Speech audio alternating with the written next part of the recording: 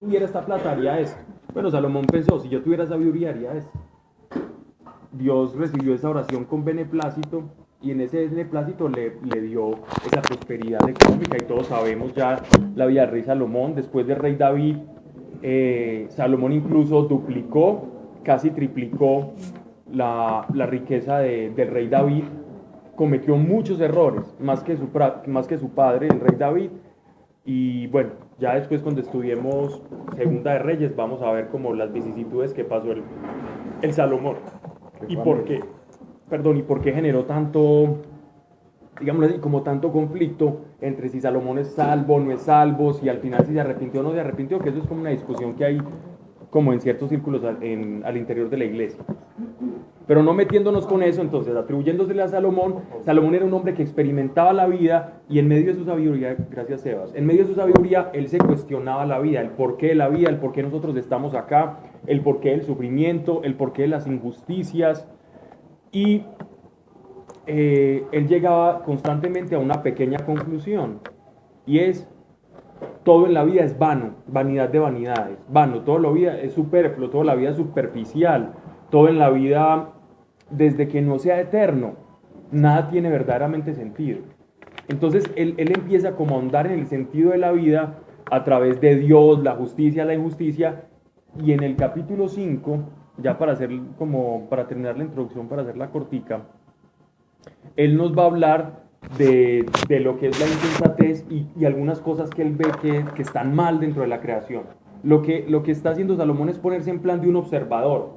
Y como observador él está viendo un sistema. Digamos que el mundo que él está viviendo es como un sistema, como si fueran un montón de engranajes. Él está observando los engranajes como si fuera un relojero que va a reparar un reloj y él está diciendo, en este reloj, en esta maquinaria, veo que esta máquina aquí no funciona, veo que esta no produce lo que debería producir. Entonces, ¿este reloj qué sentido tiene? ¿Esta maquinaria qué? Aquí hay injusticia, entonces el que es rico después va a morir y luchó toda la vida por ser rico y cuando fue rico entonces no disfrutó de los bienes y los hijos se los malgastaron. Entonces, ¿por qué se afana el hombre? ¿Para qué se afana? Si igual todos vamos a morir, ¿para qué? ¿Para qué trabajamos? Ya en el capítulo 6 él nos va a hablar un poco de esa situación en su experiencia pensando sobre la supervivencia. Él llega tanto a pensar en la situación del ser humano como esa precariedad o esa, digámoslo así, como ese estado de necesidad en la que nosotros nacemos, que él incluso se pregunta, ¿será que el ser humano, la única razón de la existencia del ser humano es sobrevivir? Y si sobrevivir es algo molesto, no es algo bueno, entonces ¿qué sentido tiene todo esto? Si nuestra mayor lucha es sobrevivir y de antemano desde que nacemos ya sabemos que nos vamos a morir, entonces qué ridículo, porque es una lucha perdida, es como una causa perdida. ¿Ya? Recuerden ustedes que Salomón, siendo el hombre más sabio del mundo, no tenía la revelación que nosotros por medio del Evangelio y el Mesías tenemos. Y es que existe una vida eterna, que vamos a resucitar, que nuestros espíritus no mueren. Salomón no sabía eso. Entonces Salomón está en el plan de un hombre que tenía una revelación limitada y él puede hablar de acuerdo a la revelación que tenía. De hecho, un predicador no puede hablar, nosotros como predicadores del Evangelio, cuando digo nosotros es todos nosotros, no yo y un combo por allá. Me refiero a que nosotros no podemos dar o hablar más allá de la revelación que hemos recibido, ¿cierto? Porque de lo contrario estamos fantaseando. De lo que nosotros tenemos que hablar es de la revelación que hemos tenido. Salomón hablaba en medio de la revelación que él tenía de Dios. Entonces vamos a encontrar ciertas inconsistencias entre la revelación que nosotros tenemos de Dios versus la revelación que tenía Salomón. Y a veces Salomón se nos va a antojar algo fatalista. Y me dice, no, pero este tipo sí es deprimente, este tipo parece un filósofo de esos que se suicidaban por allá en la Revolución Francesa. Pero, o qué tipo tan amargo, tan hastioso, tan lúgubre. Pero hay que tener en cuenta la cantidad de revelación que él tenía versus la que nosotros tenemos, ¿verdad? 8 en punto, capítulo 5. Había que hacer el apunte de que empezamos a ti. Capítulo 5, verso 1. Resumen ejecutivo ahí muy bueno. Sandra, ¿estamos bien, cierto? Sí, muy bien, gracias. Muy bien. Pon atención a tus pasos al acercarte a la casa de Dios. Estamos viendo en el capítulo 4, ahorita me equivoqué, en el capítulo 5 él no va a hablar de injusticias, eso fue en el capítulo 4. Acuérdense que él decía que él veía cómo personas acumulaban para después no disfrutar de los bienes. Pero aquí en el capítulo 5 él ya él está hablando, o él está desenmascarando su parte piadosa, ¿cierto? Lo que los judíos llamarían actualmente su parte hasídica, o su parte bondadosa, su parte religiosa. ¿Ya? Porque él ya nos va a hablar es cómo nosotros nos debemos atender en el culto a Dios. Para los que dicen que el Eclesiastés fue escrito por un hombre que era ateo, o que es como el primer libro existencialista, tratado existencialista de la historia, es falso. Como tal es falso, ¿cierto? Porque ese es un hombre creyente que sabe que todo proviene de Dios, y que es muy sincero, muy honesto diciendo, yo no sé qué hay después, ¿ya? Pero no es un hombre no creyente. Tanto que lo afirman acá. Los detractores de creer que el Coelet o que el Eclesiastés lo escribió una sola persona, dicen que esta pericopa o este fragmento o este versículo fue un anexo de un sacerdote o de un levita o de un escriba posteriormente que vio como tan fatalista al Eclesiastés que yo digo, no, esto hay que meterle algo de religiosidad, algo de fe, algo de este cuentico de culto a Dios, porque todo esto parece como tan tétrico, entonces metámosle a Dios ahí forzado. Pero es completamente falso, porque cuando nosotros miremos las escrituras, nosotros no podemos pensar como occidentales. Mirar las escrituras con una mente occidental, ya entramos perdiendo.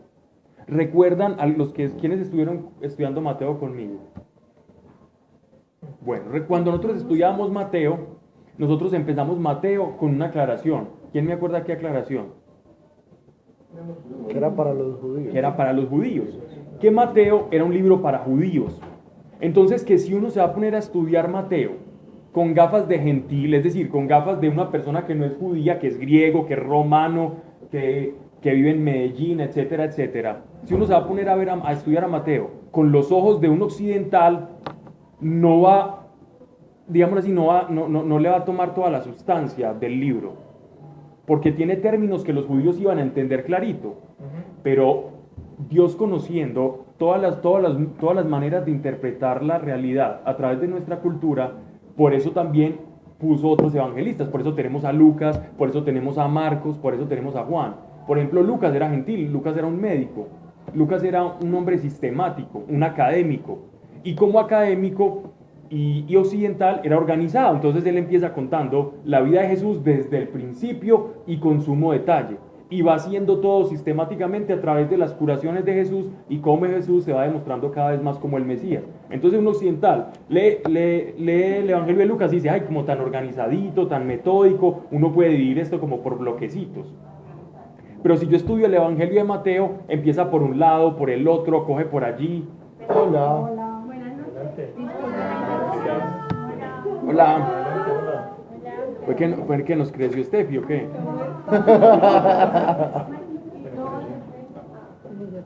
Ahora estoy encorvando.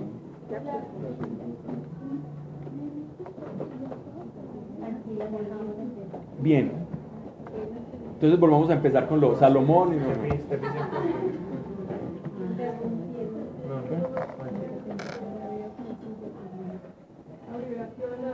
me perdí. Ok. Bien, entonces, ¿qué pasa?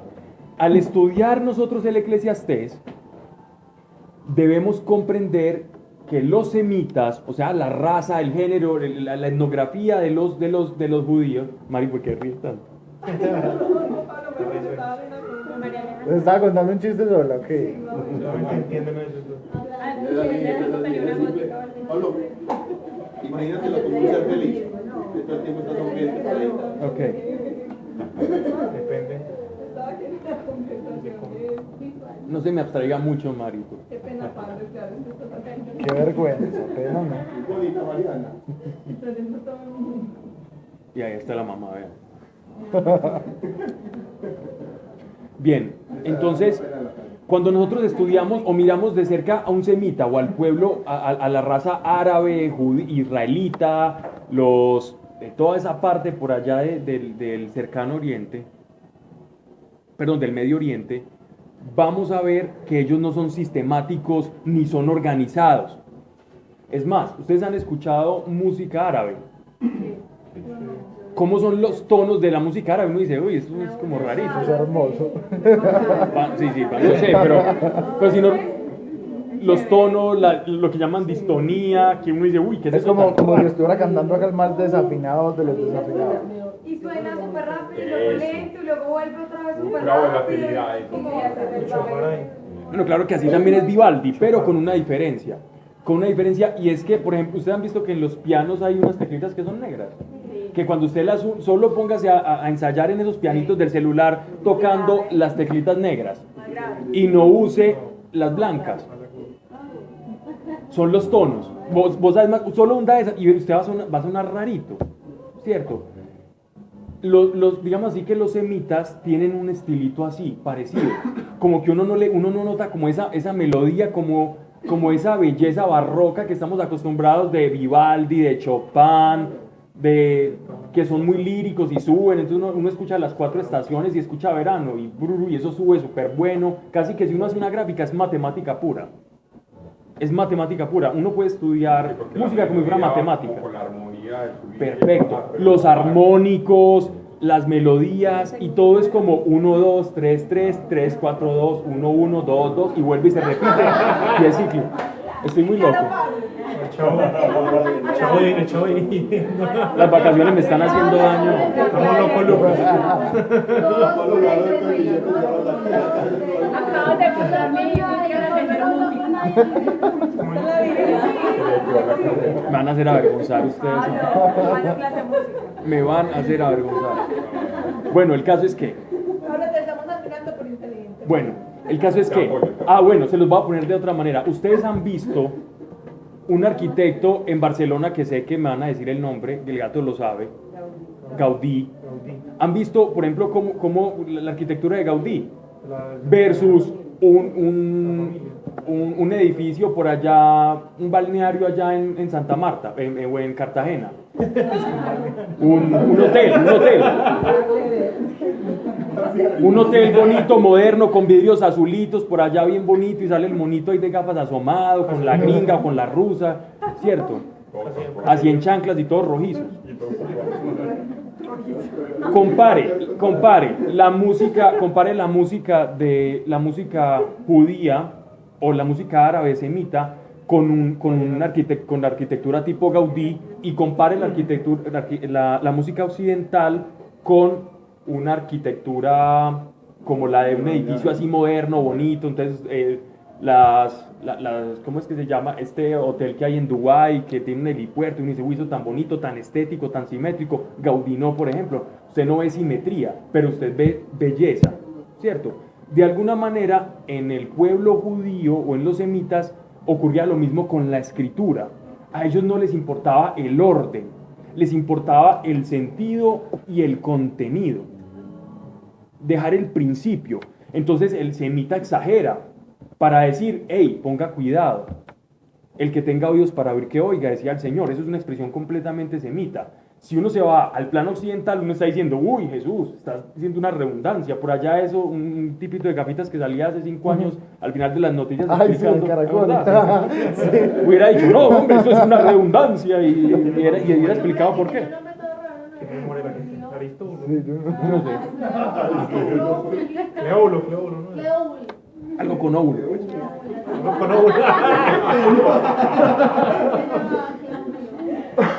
Bien. Bien, entonces cuando uno no comprende esa idiosincrasia y uno no tiene esas gafas, entonces uno estudia como occidental, esto se va a perder. Uno va a decir, no, esto no me cuadra con esto, entonces no, eso fue que otro lo hizo. Falso.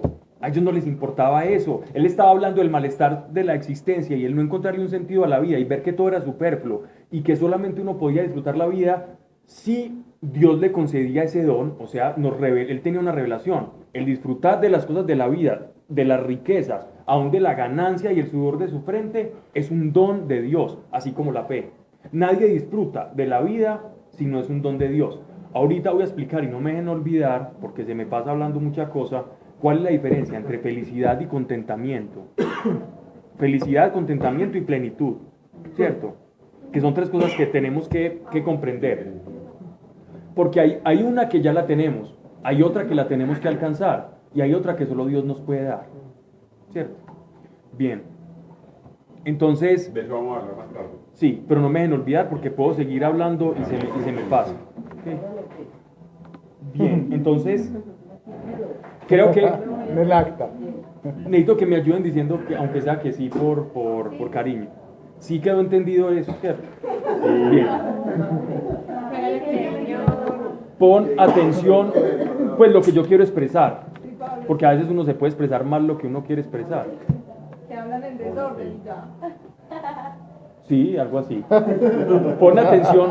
Bueno, ya nos resumieron O aquí. sea, mandaste a Gaudí para la porra. Gracias, Mariana. Gaudí está revolcando para en la catedral de la familia. Paralelo que la orillas ahí.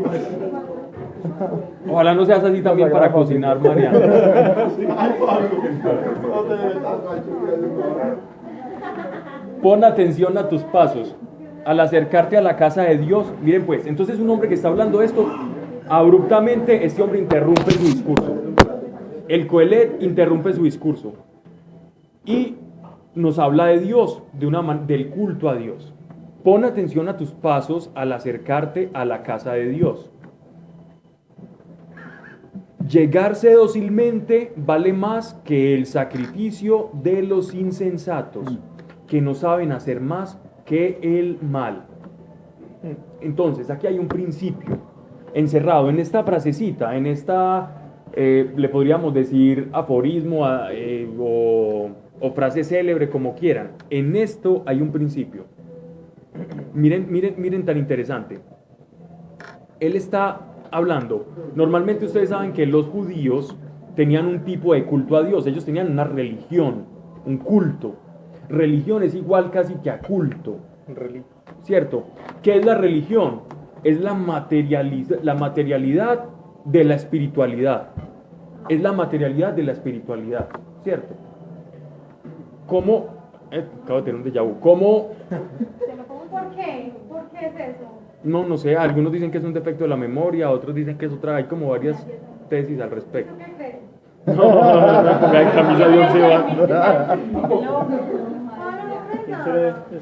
De Jabú. Algunos dicen que es un retraso como en la memoria, que uno piensa primero y la memoria, una memoria que uno tiene como una RAM ahí adentro. Pero yo tengo pues atrofiada porque me pasa por el día por menos. Una metralleta de Jabú. Revisarte también. Es bueno revisarte. Escucha, sí, pues, que te va a No sigamos, María, no sigamos ahondando en eso. Listo, dale, ya. Bravo. A mí también me pasa mucho. Desde chiquito, es terrible. Pero se siente súper rico. Que eso se siente súper rico. Bueno, Sí, a mí también, yo pienso como que si Dios me mostrara que yo ya iba a vivir eso que estoy viviendo. está bien, está bien. A veces pienso yo igual. Sí, en serio, en serio. Y con eso me quedo contento. Con eso tengo contentamiento. Que vamos a hablar de eso. Bien. Los israelitas tenían un tipo de culto. Culto y religión es lo mismo. Entonces, para poner una metáfora, el matrimonio, por ejemplo. El matrimonio tiene, digámoslo así, un componente espiritual y un componente de materialidad. ¿Cuál creen ustedes que es el componente de materialidad, cierto? De materialidad que está implícito en el matrimonio. En un matrimonio, cuando yo me caso con alguien, estoy hablando, ¿cuál es el componente material? Bueno, que viven juntos en el derecho, pues, en el derecho civil. Hecho, ¿cómo es? ¿Cómo es que es lo que dice el Código Civil? Habitar del matrimonio. Compartir lecho y techo. Bien, no, pero no me refiero a eso lo dice el Código Civil, pero Hay un pacto. Que son una sola carne. la materialidad del matrimonio se da en dos partes, se da en dos fases. Una, cuando yo delante del Señor decido unirme a una persona, eso es una materialización del compromiso. La otra es la unión sexual. Pero más allá de esa materialidad del matrimonio también hay un componente espiritual que va ligado a ese componente material. Desde que ya hay esa unión, ya se podría hablar de un matrimonio espiritualmente hablando. Exactamente. Desde que hay De- de la unión sexual. Ya se podría hablar de matrimonio. Sí. Bíblicamente se podría hablar de matrimonio. Pero sería un matrimonio sin la perfección o sin la, digámoslo así, sin el culto a Dios. Pero Dios no lo va a descartar porque no lo tuvieron en cuenta, porque Él ya dejó las reglas de juego claro, ¿cierto? Entonces, ¿por qué estoy explicando esto? Porque el culto tiene una carga de materialidad. Él está diciendo que los judíos se preocupaban muchos por la carga de materialidad del culto y no por la carga espiritual. ¿Cuál es la carga espiritual del sacrificio? Porque yo voy ante un sacerdote con un becerrito, con un cabrito, a que el sacerdote lo ofrezca. Perdón. Por el perdón. Exactamente. Entonces, ¿cuál es mi motivación espiritual? El arrepentimiento. La materialidad es el carnero, ¿cierto? Esa es la parte material del culto, porque es que todo culto implica una materialidad, ¿ya? Y por otra parte, la parte espiritual de ese culto, para que el culto sea perfecto, tiene que tener el componente espiritual intacto. Componente espiritual, aquí en este caso, de los judíos, de lo cual está hablando Coelet, es el arrepentimiento. Para que el culto sea perfecto, debe tener el componente espiritual y la materialización. Estamos hablando del culto judío. La ley. ¿Cuál es la diferencia entre expiación y propiciación? Expiación es cuando yo paso por alto, ¿cierto? Yo paso por alto. Propiciación es el hecho de enviar a alguien, de ofrecer, ¿cierto? Eso está en la cruz del libro. Sí, es que... De todo. El libro que me prestó Pablo. No es que le estoy acordando que le presté. Eso no, Me está acordando. no, de verdad. Hermano, le presté el libro de como 2 meses y nada. No me interesa, te lo regalo. Qué pena, ¿no? Te lo regalo. No, olvídate. Yo sabía que me ibas a poner. Vea, yo sabía que me ibas a exponer aquí. yo tengo una regla. Yo no presto ni plata ni cosas. Yo regalo y si me las quieren devolver, me las devuelven. Ay, papá, que no digo eso antes. Hay cosas que uno asume, pero que no se Pero dice. se le está leyendo y le está grabando. Yo sabía que Dios me iba a poner en vergüenza.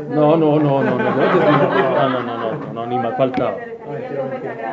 No, ni más faltaba. Estoy grabando a Sandra también. La cruz de Cristo Lo estoy leyendo en de voz John alta Stott. para que Sandra lo pueda escuchar. Está grabando, Pablo. Sí, no, yo estoy molestando, no, yo estoy molestando. De hecho, yo ese libro me lo leí 2 veces y no lo volví a tocar en mi vida y creo que no lo iba a volver a tocar. Es más, es tuyo. Ese Vamos. man es un pensador tremendo. Sí. Yo no estoy. No, que de él se lo acaba de Ah. regalar. Gracias, don Pablo. De nada, hombre, a vos. Bien. Pon atención a tus pasos al acercarte a la casa de Dios. Llegarse dócilmente vale más que el sacrificio de los insensatos, que no saben hacer más que el mal. Tenían el componente material, pero no tenían el componente espiritual. Versículo 5. No seas precipitado en tus palabras, y que tu corazón no se apresure a proferir una palabra delante de Dios. ¿Cómo así? ¿A qué se les asemeja esto? Es proferir una palabra. Hablarle a Dios, proferir, enunciar, proclamar, hablar. Mari, pero es que usted, No seas precipitado en tus palabras, y que tu corazón no se apresure a proferir una palabra delante de Dios. Que en los cielos está Dios y tú en la tierra. Sean pues pocas tus palabras. ¿Cómo así? Porque no estaba Jesús. Pablo me explica. Eso se le... No. Todo lo que quisieran. ¿Cuál es el quid acá? De hecho, estas palabras de Salomón, del Coelet, ¿no se acuerdan en dónde más las vemos? ¿Quién dice estas palabras? ¿Quién explica esto y quién enseña esto? Jesús. ¿Recuerdan cuando él estaba enseñando a orar? Sí. Él decía, no sean como quienes, como los gentiles. ¿Por qué Jesús decía que no sean como los gentiles? Porque dentro del culto de los gentiles, especialmente entre los romanos y los de Asia Menor, estaba la creencia que en la mucha palabrería, ellos creían que los dioses, el panteón griego o el panteón romano, que los dioses a veces como que se distraían mucho en sus cosas por allá y buscando la ambrosía, y el uno se hacía un caballo con alas, el otro sacaba un unicornio, el otro se metía con las ninfas, el otro se iba a enamorar mujeres, etcétera, etcétera. Que esos dioses a veces se distraían tanto de la humanidad que la descuidaban. Entonces ellos creían que si entre más les hablasen y más duro, esos dioses como que se iban a ablandar un poco más con ellos y los iban a escuchar, ¿cierto? Entonces se fue corriendo como esa tradición entre los gentiles de el que más quisiera un favor de Dios, más tenía que recitar un montón de cosas. Hasta un punto tal que llegaron a pensar que en esa mucha palabrería de pronto ellos decían el nombre verdadero del dios o de la diosa del cual querían o pretendían su favor. Entonces por eso en esa multiplicidad de palabras ellos de pronto atinaban con el nombre de Dios y ganaban un favor de ese Dios. Por eso Jesús les dice, no sean como los gentiles, ¿cierto? Que son creyendo que por su mucha palabrería van a ser escuchados o van a obtener un favor divino. No es tu cantidad de palabras, ¿cierto? No es la materialidad de lo que hagamos con Dios lo que lo conmueva. No son los corosos que nos pongamos en las rodillas lo que va a conmover el corazón de Dios. Contrito y humillado. Corazón contrito y humillado. No es eso lo que mueve el corazón de Dios, no lo es. Y gracias al Señor no es así, ¿cierto? No es la material, es la espiritualidad. Exacto, es lo mismo que él viene aquí, que él viene hablando, es la intención, o sea, la parte espiritual con la que yo hago eso. No la materialización del acto. Porque yo puedo ser un fuerte y un triatleta, ¿cierto? Entonces yo voy a hacer un superayuno, me voy a hacer una caminata por todo Israel, voy a atravesar el mar Rojo, me voy a hacer una balsa, yo no sé cómo, en el Mar Muerto, y voy a hacer todo lo que sea y lo voy a pasar, y Dios, aquí estoy, y lo voy a hacer por ti y por la conversión de las almas. Hombre, muy, muy loable, muy bacano, vas a quedar en los Guinness, la gente te va a aplaudir, pero allá en el cielo no se va a levantar ningún ángel a aplaudir. Te vamos a aplaudir acá, sí, pero Dios está en el cielo y nosotros estamos en la tierra. Dios no te va a aplaudir eso. Por eso él enfatiza. Y Dios está en el cielo y nosotros acá. No seas precipitado en tus palabras y que tu corazón no se apresure a proferir una palabra delante de Dios. Que en los cielos está Dios y tú en la tierra. Sean pues tus palabras, pocas palabras, los judíos también. Por otra parte, bueno, los gentiles tenían esa manera de orar. Los judíos tenían otros vicios al orar, que Jesús también señala y enseña un poco. Parte también de los vicios de los judíos era orar, sobre todo hablando de lo bueno que eran, ¿cierto? Yo ofrezco por mi pecado y le resalto a Dios que he cumplido la ley, como demando, Dios, yo he hecho esto, por lo tanto yo merezco esto. Yo merezco esta promesa por esto y por esto. Es el merecimiento por las obras. Ese merecimiento por las obras era muy característico digámoslo así, como en el fervor de esta época, estamos viendo, ¿cierto? Y como los judíos y los gentiles se mezclaron en un tiempo, sobre todo cuando los griegos se podría llamar cuando Alejandro Magno los colonizó. Sí, después de Babilonia, cuando Alejandro Magno llegó, ellos ya se helenizaron y los judíos empezaron a hablar griego y mezclaron el griego, ellos hablaban 3 idiomas, griego, arameo y hebreo, porque estaban ya muy mezcladitos. Entonces en todas esas mezclas ellos fueron cogiendo vicios de los gentiles, de los babilonios se trajeron otros vicios, entonces eso se fue como incorporando a su culto, ¿no? Y muchos profetas criticaron eso. Pero ¿por qué Y por eso surgió el movimiento de los fariseos, para purificar, digámoslo así, esa mezcla, ¿no? porque el arameo se... Porque es que el arameo era una mezcla entre antiguo babilonio persa y el hebreo antiguo, era una mezcla. El arameo se lo escucharía más o menos como nosotros escuchamos un italiano, ¿cierto? Un poquito más mezcladito.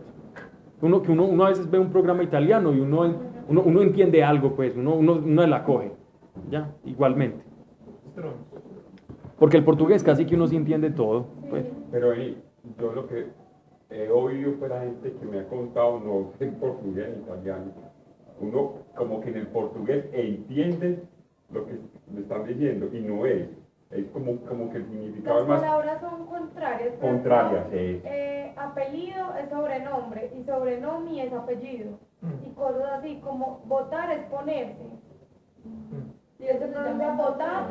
Unidos. En cambio, el italiano es lo que entiende, lo entiende como más fácil, más claro. Estaba pero errado. Dios mío, entonces no boten la basura ya en Sao Paulo. Uno alcanza a Es que ya boten la basura sí, pero te queda un poquito bonita, ¿no? Bien, pero bueno, sí, pero entendieron, pues. Por eso puse el italiano, ¿no? No seas precipitado en tus palabras, ya lo he repetido 20 veces, para no ser precipitado. Porque de la muchedumbre de las ocupaciones nacen los sueños. Esto es bien curioso, este pasaje. Miren pues, porque de la muchedumbre de las ocupaciones nacen los sueños y de la muchedumbre de las palabras los despropósitos. Uno lee eso y uno como que puede quedar en las mismas, ¿cierto? Miren ustedes qué tan curioso ver todas las diferentes traducciones, cómo traducen este párrafo. Eso es para uno enloquecerse. Porque de la mucha ocupación viene el sueño y de la multitud de palabras la voz del necio. Miren pues, aquí tengo varias versiones. ¿Cómo quieren que leamos varias? Sí. Empecemos con la tuya. Porque de la mucha ocupación viene el sueño y de la multitud de palabras la voz del necio. No entendí. Perfecto. La palabrería. Habla muchos necios, ¿no? La palabrería. Quiero que sigamos para que vean cómo es importante también no solo quedarse con una Biblia, sino tener varias para cuando uno se enfrente a versículos como este y no pasarlos por alto. Esa multitud. Porque ¿Quién sigue por con mucho otra? pensar se tienen pesadillas y por mucho hablar se dicen tonterías. Pero empezadillas. De tener sueños a tener pesadillas, de decir cosas, de despropósito a tonterías. Pero ese Vamos sueño es bien. de sueños o de sueño de... Eso es importante. Eso que estás haciendo, ese apunte es importante. ¿Quién me dice más otra? Quien mucho se preocupa tiene Mire, pues. pesadillas y quien mucho habla dice tonterías. ¿Sí ve? Quien mucho se preocupa. Similar, pero no. No, es diferente. Esa es Latinoamérica, esa es Dios una... habla hoy. La tuya, nadie más trajo Biblia. Una mujer por hombre. Reina Valera, porque de la mucha ocupación viene 5.3. y de la multitud de las Demasiada palabras, la actividad voz. trae Mira pesadillas, demasiadas palabras te hacen necio. ¿Sí ves? ¿Ves qué diferente? Voy a leer varias versiones. ¿Cuál es el sentido? Voy a leer varias versiones para que vamos viendo cómo traducen las personas esto. Porque los sueños vienen de la mucha tarea y la voz del necio de las muchas palabras. Dios habla hoy, porque por mucho pensar se tienen pesadillas y por mucho hablar se dicen tonterías. Porque de la mucha ocupación viene el sueño y de la multitud de las palabras la voz del loco. Quien mucho se preocupa tiene pesadillas y quien mucho habla dice tonterías. Porque los sueños vienen de la mucha tarea y la voz del necio de las muchas palabras. Demasiada actividad trae pesadillas, demasiadas palabras te hacen necio. Quien mucho se preocupa tiene pesadillas y quien mucho habla dice tonterías. Quien mucho se preocupa tiene pesadillas y quien mucho habla dice tonterías. La nueva versión internacional dice eso. Quien mucho se preocupa. Demasiada actividad trae pesadillas. Miren pues esta. Pues de la mucha preocupación viene el soñar y de las muchas palabras el dicho del necio. Está como más. Esa es una traducción más literal. ¿Cuál? Pues, Lee otra vez, Pablo. Pues de la mucha preocupación viene el soñar y de las muchas palabras el dicho del necio. Esta es una traducción muy literal. Está como más era clara. el soñar. Sí. De la mucha preocupación viene el soñar. porque de la mucha preocupación vienen los sueños y la multitud de la palabra la voz del necio. Y Reina Valera el 95 dice, porque de las muchas ocupaciones vienen los sueños y la multitud de palabras la voz del necio. Y así sigue, pues, en un montón, hay unas incluso más extrañas. Vea esta. Recuerda que el que mucho se preocupa tiene muchas pesadillas y que el que mucho habla dice muchas tonterías. Ese es como para que usted la tenga clara. ¿Cierto? Bien. Entonces miren lo siguiente. Cuando uno va a ver la traducción, ¿cierto? La traducción original habla literalmente de sueños, pero lo que pasa es que nosotros en el castellano tenemos sueño como sinónimo de anhelos, ¿cierto? En el hebreo no, en el hebreo el sueño de dormir no es el sueño del anhelo, ¿cierto? No existe esa sinonimia. Entonces por eso en la traducción, cuando uno piensa en sueño, uno puede como decir, está hablando de sueño de dormir o sueño de anhelar. Entonces el que mucho habla y muchas cosas anhela, entonces es un tonto porque habla mucho, ¿cómo es la cosa? ¿Cierto? Pero aquí nos están hablando de sueño de agotamiento. De que se agota. Entonces, da pues para que entendamos el significado del contexto. Porque de la muchedumbre de las ocupaciones nacen los sueños. Están hablando sueños en plural y ocupaciones en plural. Literalmente, esta es la colunga, esta es una versión muy literal. Entonces, ¿qué quiere decir? Que cuando usted piensa mucha cosa, cada cosa de esas lo va a cansar muchas veces. No, pero no es tanto sobrevenir, sino es como cuando uno se acuesta en la cama y empieza a pensar y pensar. Por cada cosa se va a cansar, es lo que está tratando de decir. Ese es el cansancio, no es tanto que le sobrevenga, sino la fatiga de estar pensando en un montón de cosas que no han venido y no han pasado. No es la consecuencia, sino... O sea que ese sueño es como cansancio. Exactamente, es cansancio. O agotamiento. Pero otras, como para facilitarle a uno y darle como cierta tranquilidad de interpretación, dicen pesadilla, porque ya la pesadilla engloba muchos sueños, un sueño maluco, pues. ¿Cierto? Pero aquí dicen muchos sueños en plural. Ellos dicen simplemente muchos sueños en plural. Exactamente. ¿Por qué él está diciendo esto? Porque si las muchas palabras delante de Dios no sirven, él está diciendo, eso es como el necio que mucho se preocupa y mucho se va a cansar. ¿Cierto? Claro que él no estaba pensando en la intimidad de Dios que nosotros tenemos, ¿cierto? No, él ve un Dios diferente. Él no tenía la revelación que nosotros tenemos ahora, decirle papá. Para él decirle papá a Dios era una herejía terrible, lo apedreaban, lo lapidaban.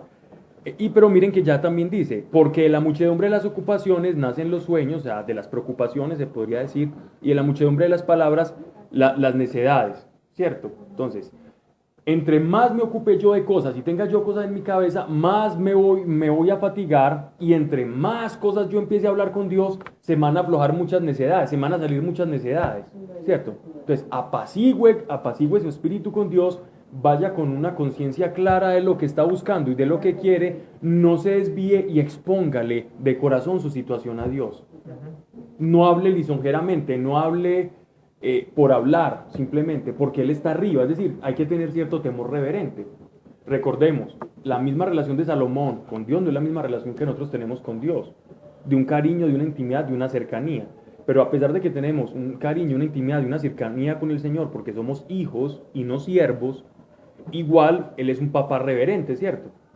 Entonces, ¿cómo se llama el príncipe de Inglaterra? El monito este. Ese alto que se montan esos aviones y hace cosas.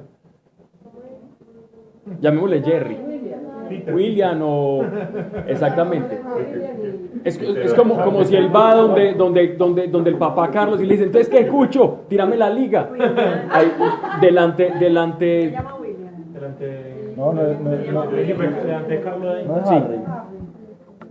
Delante de Isabel. Bueno, este tipín. Digámosle Jerry, pues. Delante de la reina. Si este tipo se le acerca a su papá con la dignidad que su papá ostenta, este hombre se va y se le acerca así, él sabe que no, porque es rey, es su papá, pero es un rey. De la misma forma nosotros tenemos que tener un temor reverente con el Señor, ¿cierto? ¿Qué pasó, muchachos? Bien. William. Verso 3. Hemos avanzado algo. Tarea. Pablo, estabas ansioso por las clases. Si quieres ¿Por qué? 10 minutos. Sí. Mejor. No, pero rico, chévere. Está muy escueto. Está muy bacano. Sí, está bien. Si haces un voto a Dios, no tardes en cumplirlo. Que no hayan favor los negligentes. Lo que prometes, cúmplelo.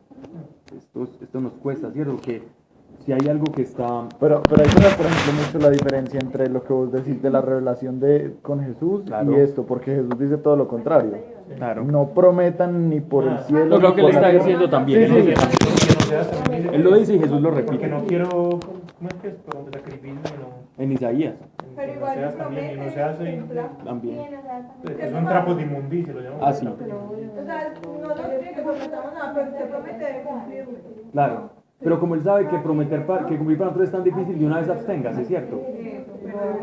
¿A qué se está refiriendo él? Aquí él no se está refiriendo, vea señor, si usted me hace ganar el baloto, vea, por la madre que yo me voy a Pereira, me voy a Buga, me voy al santuario de Chichinquirá, me voy a Monserrate y voy por último a la Guadalupana, y a la Virgen de Miyugorgi, allá voy y a Garabandal. Esto lo hablaba en... Cierto, voy a todos los santuarios conocidos, habidos y por haber. Me voy a la Catacumba, a la Sixtina, etc.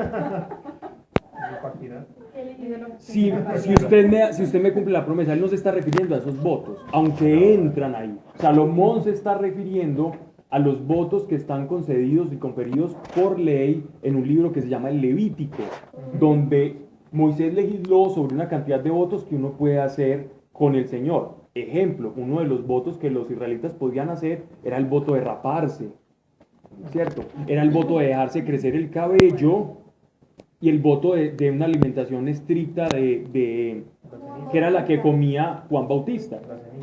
Juan Bautista tenía un voto con el Señor y por eso vivía como vivía. ¿Qué comía? Langostas, pero no langostas de las pescaderías, sino los que son como unos grillos. Grillos y miel y agua. Grillos, miel y agua.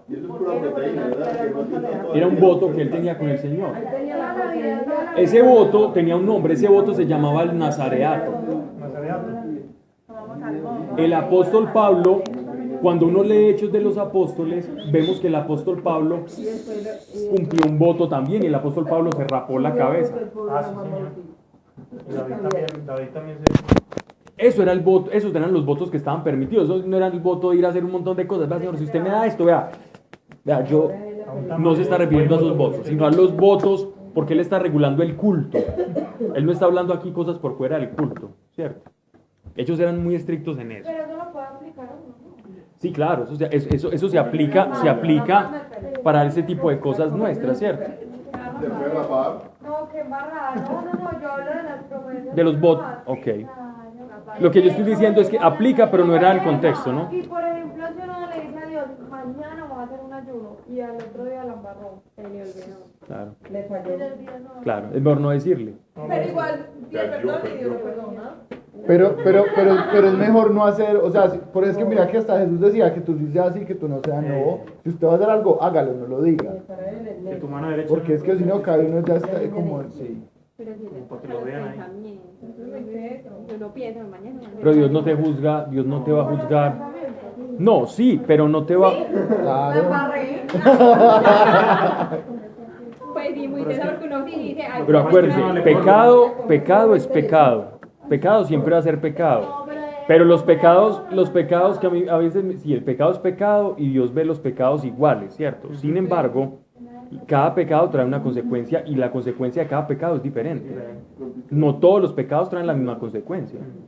¿Verdad? No es lo mismo un asesinato que... Y se puede ver hasta en el cuerpo humano, ¿cierto? ¿Sí o no? No es lo mismo tener una adicción al alcohol y como consecuencia tener una cirrosis que tener una adicción a otra cosa, ¿cierto? A chubis, pues. O al sexo como consecuencia del SIDA. Sí, o una sexualidad desenfrenada y obtener una enfermedad de esas de transmisión sexual incurable, Pero etc. estás hablando entonces que pecar es pensar que voy a hacer un ayuno y al otro día no se me olvidó. No. Eso es... Hay cosas que están enmarcadas dentro de la fragilidad del carácter y que son defectos del carácter, que no se configuran como pecados, sino como fragilidad del carácter, ¿cierto? Sí. En el pensamiento, María, es por ejemplo, cuando Jesús les dice, no deseen la mujer, pues escucharon que se dijo, no deseen la mujer del prójimo, pero yo les digo que si codician con ella en su corazón, ya adulteraron. Que ya miró con... Ahí no hubo el acto, pero el simple pensamiento ya como que configuró el pecado, pues. No hubo materialidad, pero espiritualmente se gestó el pecado. Lo mismo que pasa con el matrimonio, lo mismo pasa en la esfera espiritual hay una materialidad y una espiritualidad. ¿Qué dices? Pero, No, de la infidelidad. Qué horrible. claro que, Lo hace introducir. claro que el pensamiento... Ah, sí. O sea, si llega un pensamiento, pero usted no lo incuba, o sea, algo así usted lo rechaza, eso toma una... Es tentación, la tentación no es pecado. No es pecado. La tentación no es pecado. No es pecado. No. La cosa, Si usted deja que haga No es nidos, pecado. usted lo empieza a embarrar es cuando deja se que pone a se hablar con quede. la tentación. Exacto, como tratar de negociar. Y tomó una Este man, qué tío. Muy bien, muy bien.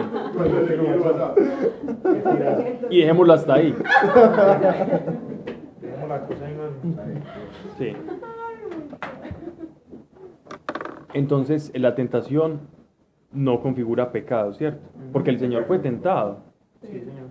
Nuestro Señor fue tentado. Es decir, él tuvo necesidad y él seguro se imaginó comiéndose el pan. Porque uno no puede ser tentado de lo que no se imagina o lo que no se proyecta. Claro, de la necesidad que tiene ese momento.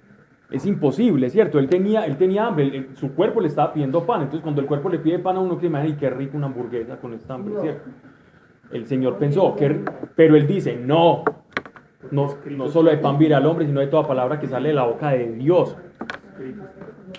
Llegó una proyección y él puso una proyección mayor, la palabra de Dios. La proyección mayor venció a la proyección de la carne y por eso el Señor fue tentado en todo, mas no pecó en nada. Mas no pecó en nada. Entonces, entre tentación y pecado hay una distancia, ¿cierto? Bien.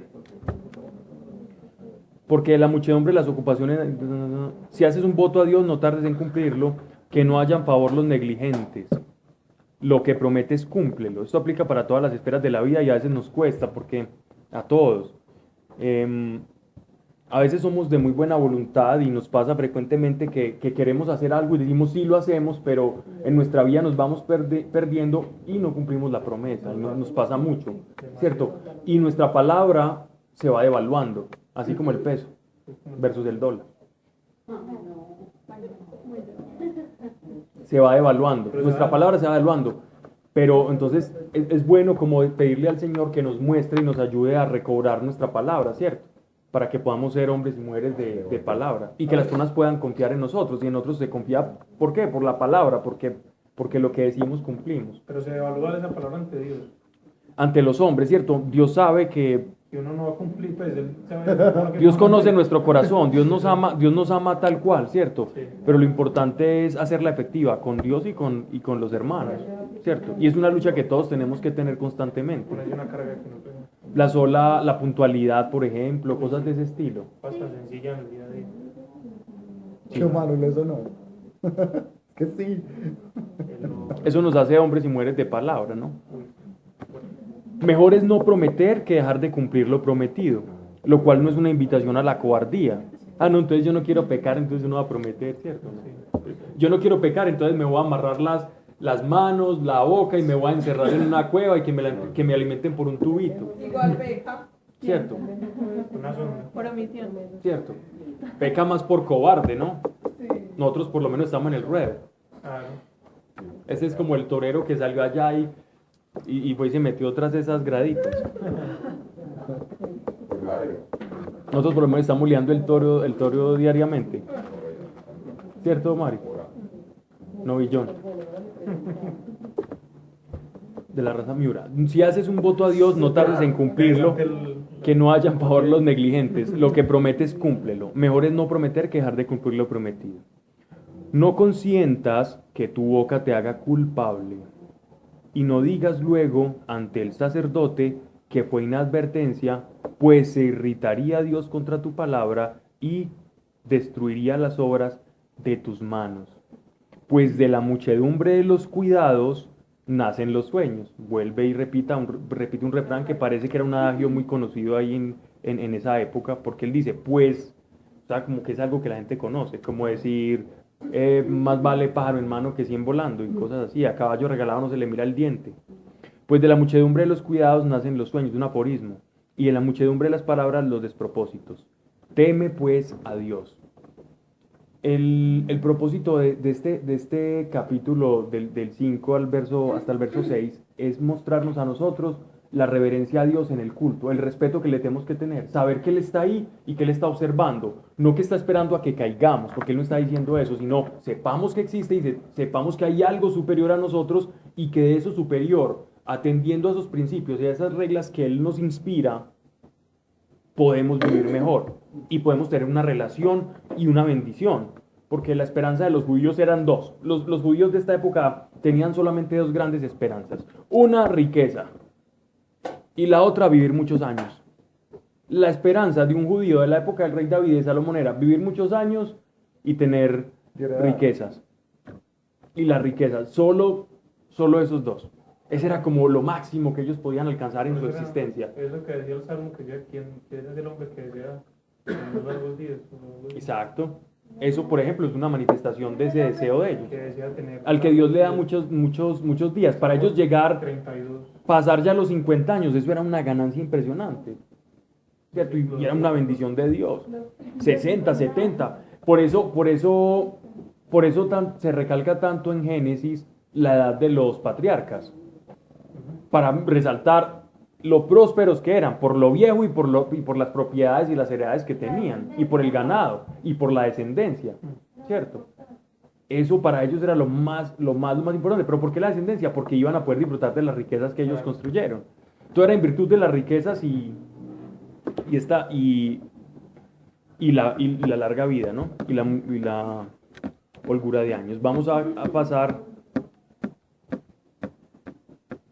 versículo 7. Si ves en la región, dicen el de ustedes, ¿cierto? ¿Qué dice? Bien, si ves en la región la opresión del pobre, ya deja la parte del culto y inicia otra parte. Si ves en la región la opresión del pobre y la violación de la justicia y del derecho, no te sorprendas, porque por encima del grande hay otro más grande que vigila, y por encima de ambos otro mayor. El fruto del campo es para todos, y aun el rey es para el campo. ¿Qué está diciendo? ¿Qué está diciendo Coelet? Él nos está hablando que en medio de la injusticia de la vida, nosotros tenemos que comprender una jerarquía, ¿cierto? Una jerarquía, y que va a haber una justicia que no se va a saldar acá. ¿Por qué? Porque por encima del esclavo está por encima del esclavo está el Señor, por encima del Señor está el Rey, por encima del Rey está Dios, y el Rey va a volver a la tierra, ¿cierto?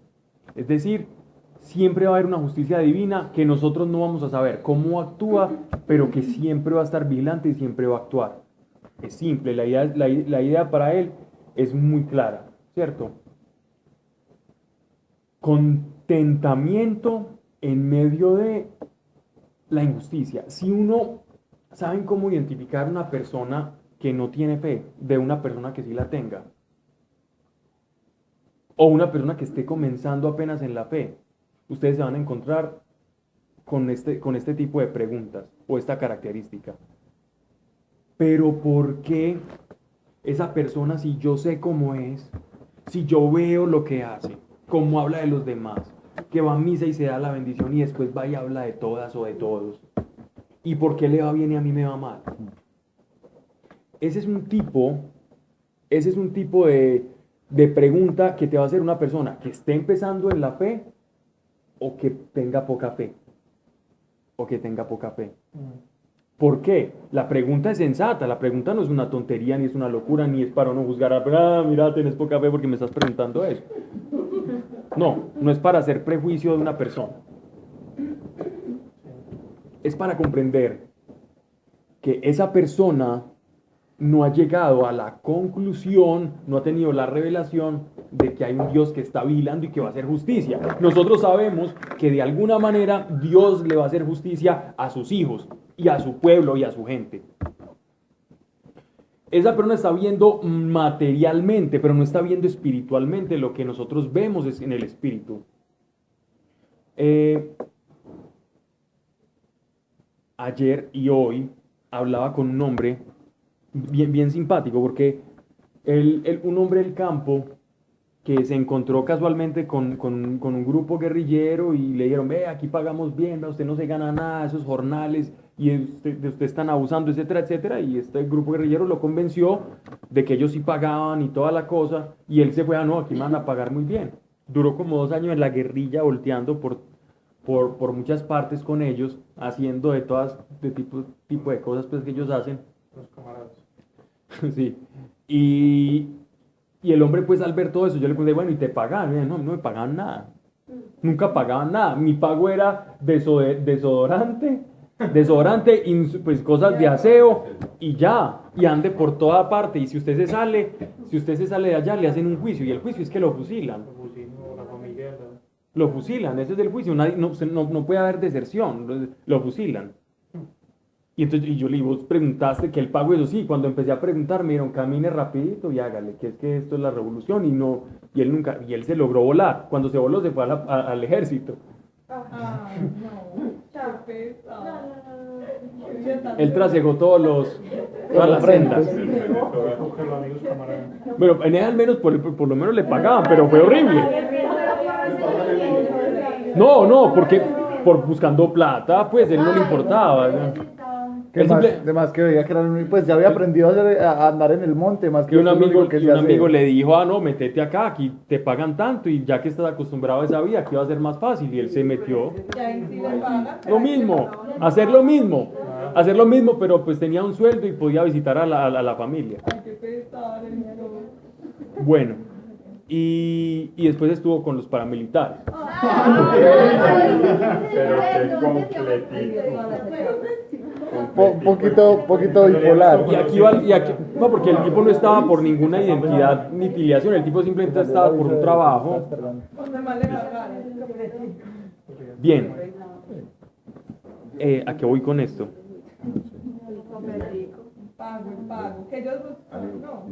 No. Perfecto. Entonces, yo le preguntaba entonces que si él sabía, pues, como lo que estaba haciendo, si estaba haciendo algo malo, porque él me contaba cómo los maltrataban, que había una señora guerrillera que él me decía una cosa terrible, pues, y me explicaba lo que hacía y son cosas muy, muy horribles. Y entonces, él precisamente me hacía como esta aclaración de Dios, ¿cierto? De Dios en medio de todo esto. Y para él la justicia era del rango superior, ¿cierto? Pero no concebía como una justicia divina, alguien que estuviera por encima de ellos y que en alguna medida iba a hacer justicia, porque yo le preguntaba, ¿y lo que vos hiciste y todo esto? Y entonces comenzábamos a hablar de esto, y él me hablaba sobre todo de como accediendo a la justicia humana. Para él no había una cosa más allá, y se llama creyente, que la justicia humana. Y él dice que es creyente. Pero nosotros no podemos decir que somos creyentes pensando o asumiendo una justicia humana, sin saber que siempre para nosotros va a haber justicia. Para el creyente, para nosotros va a haber justicia. Y tenemos que tener claro también que va a llover sobre justos y sobre injustos. Siempre. Y no tenemos que estar mirando, como decía ahorita Andrea, no tenemos que estar atisbando.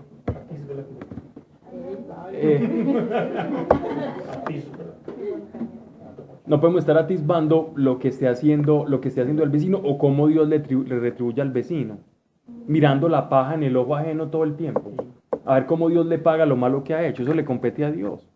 A nosotros no somos jueces. ¿Se imagina nosotros juzgando? Qué juicio tan acomodado. Es peor para una persona que diga así porque está engañado, no sé, está en una cárcel, en una prisión. Claro, nosotros no podemos juzgar. El ser humano no tiene la capacidad de juzgar, porque el ser humano no conoce el corazón y lo profundo del corazón. Actualmente la palabra así. que un guerrillero, que un param... No, sí, uno puede decir que es malo y que es bueno, y aterrorizarse, escandalizarse y orar por esa persona, sí, pero hasta ahí. Juzgarlo no, hasta ahí. Con todos. Con todo. Nosotros no somos jueces. Nosotros no somos jueces. El único que tiene esa potestad es Jesucristo. A nadie de nosotros se nos dio una vara de hierro ni un trono para juzgar a nadie. Para nada. Es más, si a nosotros se nos aplicara el juicio, yo creo que todos tendríamos un cartelito acá que diría culpable, ¿cierto?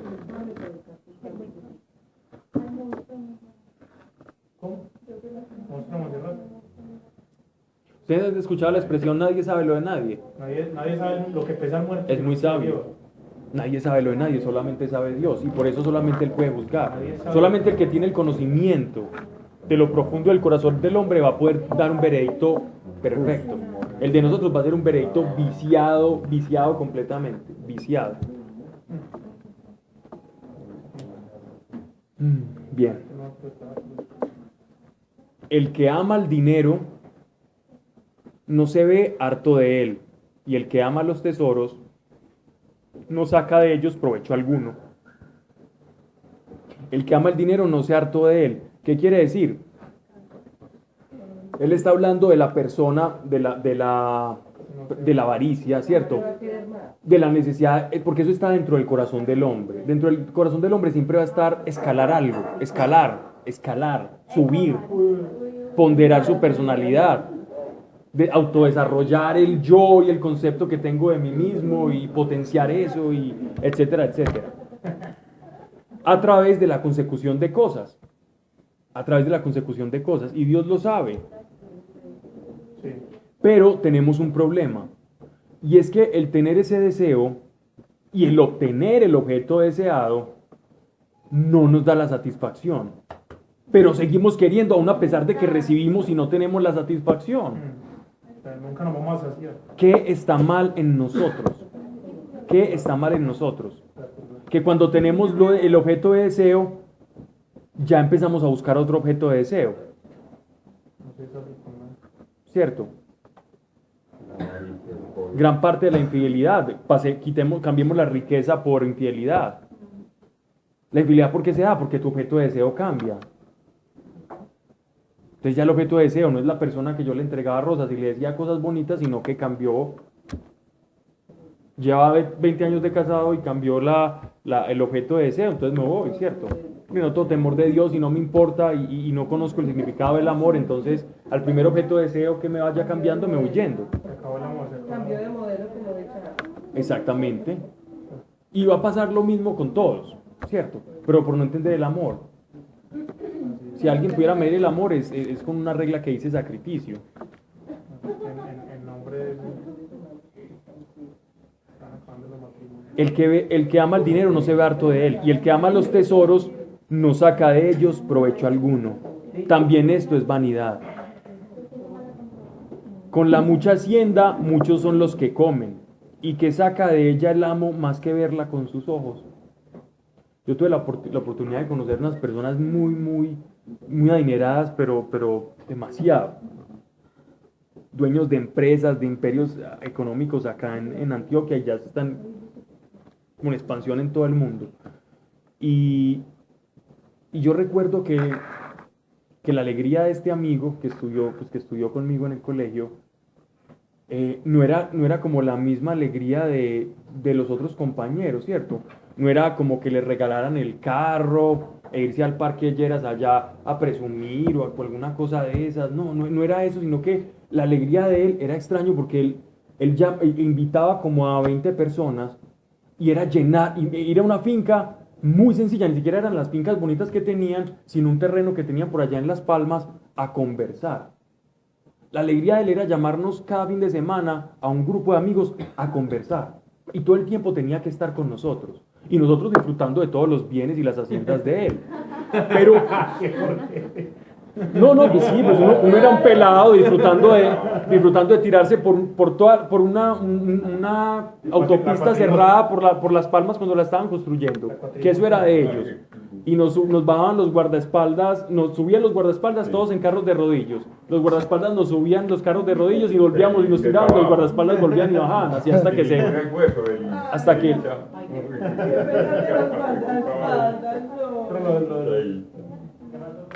Y entonces, y uno disfruta... ¿Cómo? ¿Por qué? No, porque ellos eran felices y se entretenían con nosotros, eso creen. No me quiten el engaño, he vivido engañado. Bueno, pero ¿a qué voy con esto? ¿A qué voy con esto que estoy con esto que estoy contando? Es, él disfrutaba viéndonos disfrutar de sus bienes, pero solo no era capaz de disfrutar. Y hasta la fecha, tanto así que renunció a todos ellos. Totalmente. Renunció a todos ellos, voluntariamente. Y entonces, y él disfrutaba, y yo tenía unas conversaciones con mi hermano y decía, mira qué tan curioso que este compañero, él está feliz en esto. A mí no me importaría, yo me voy a hacer todas esas cosas, a disfrutar de eso. No, él disfrutaba de vernos disfrutar. Él no tenía la capacidad de disfrutar de sus bienes, sino de la gente, y él nos veía y era feliz y nos preguntaba y se entretenía cuando nos veía reírnos, todo ese tipo de cosas. Eso es bien curioso, pero también es vanidad. Con la mucha hacienda, es el ejemplo que acabo de poner, muchos son los que la comen, y que saca de ella el amo más que verla con sus ojos. Era lo mismo. La alegría de él era vernos a nosotros disfrutar eso. Es el efecto narcotraficante, ¿cierto? Que tiene que invitar a todos los amigos para que vean todo lo que tiene, pero si se van los amigos, empieza un vacío y una cosa tan horrible, y el caballito allá relinchando y desfilando, las mujeres por allá, las cosas de oro, y él aburrido y con una insatisfacción interna.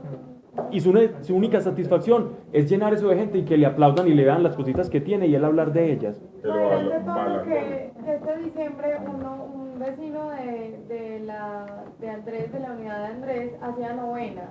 Invitaba a todos los vecinos a las novenas. Y después de cada novena daba regalos. Entonces daba esta cafetera de podcast de Nestlé. No le creo, en serio. A cada invitado le daba la caja de café, los regalos así, rifaba 100.000 pesos, pues cosas así.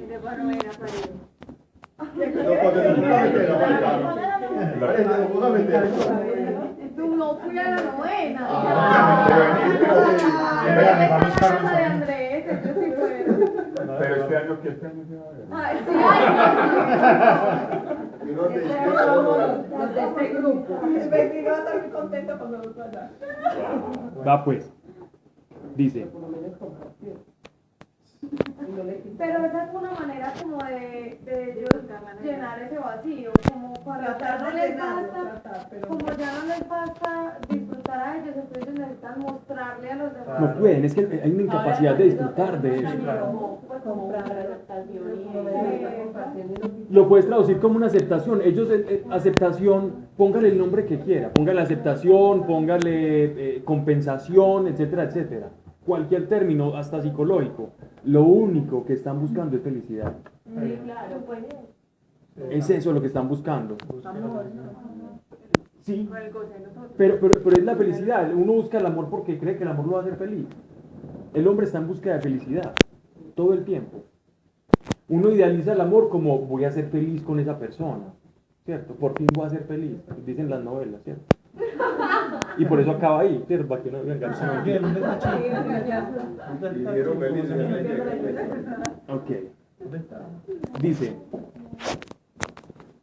dulce es el sueño del trabajador. Dulce es el sueño del trabajador. Coma poco, coma mucho. Pero la hartura no deja dormir al rico. Sí, que está lleno. Llanura. Insatisfecho. La llanura. Harto. Está lleno. Estoy harto de esto. Estoy ya repleto.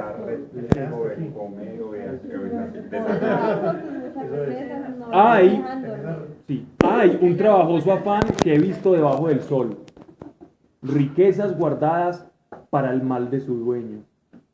Piérdense esas riquezas en un mal negocio, y a los hijos que engendra no les queda nada en la mano. Como desnudo salió del seno de su madre, desnudo se tornará yéndose como vino, y nada podrá tomar de sus fatigas para llevárselo consigo.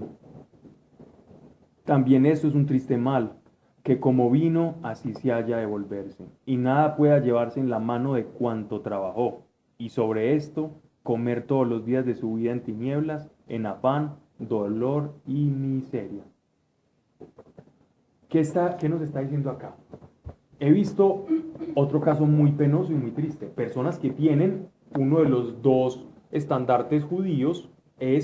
¿Cuál es el estandarte? Uno de los estandartes eran dos: riquezas y años. Tienen esto, pero he visto un problema: no disfrutan, ni siquiera tienen el don de disfrutar. Y es más, haciendo un mal negocio, teniendo riquezas, pierden todo, y ni siquiera los hijos van a poder perdurar la riqueza, ni van a poder proyectar esa riqueza. Pobre tipo, vino desnudo, y toda su vida, como la de todos, es un afán por sobrevivir. ¿Qué hace el ser humano? ¿Qué hacemos nosotros todo el tiempo? Es una lucha por sobrevivir. Lucha que ya sabemos de antemano perdida. Sobre todo, pues, estoy hablando en términos muy materiales. Sí, es una lucha perdida.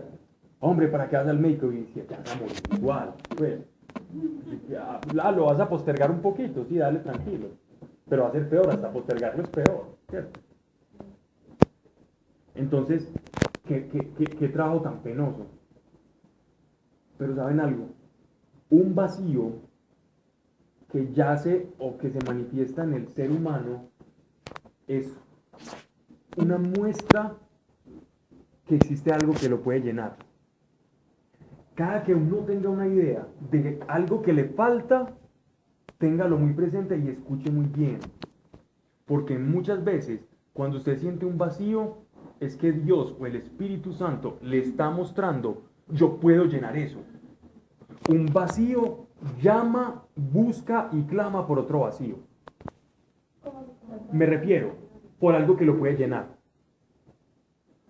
Por algo que lo puede llenar. ¿Por qué empecé mi búsqueda espiritual? Porque tenía un vacío. Y yo quería llenar el vacío que sentía, el vacío que yo sentía. De alguna manera le pegué al ping-pong y era tingo, tingo, tango, y ahí me cayó y dije, esto es espiritual. Y por eso empecé una búsqueda espiritual. ¿Cierto? Digamos que en el azar de la vida, por llamarlo de alguna manera, pues para no decir Dios, porque en ese tiempo no creía, entonces le apunté al mundo espiritual. Y mi vacío fue colmado hasta cierta medida, ¿cierto? Porque hasta que no lo vea cara a cara, no va a estar contento. Pero ya tengo contentamiento, ¿cierto? Porque ya mis ojos han visto algo, ya mis oídos han escuchado algo, ya mi cuerpo ha sentido algo. Entonces se genera algo de esperanza. Es normal que incluso después de haber aceptado a Dios en el corazón, uno a veces se sienta... Es normal y necesario. Quien diga que no tiene vacío es un mentiroso. Ahora es que no básicamente falla toda la vida llenando vacíos.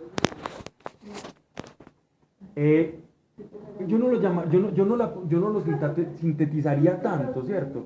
Eso es como el ejemplo mío en boca de Mariana, el de Gaudí.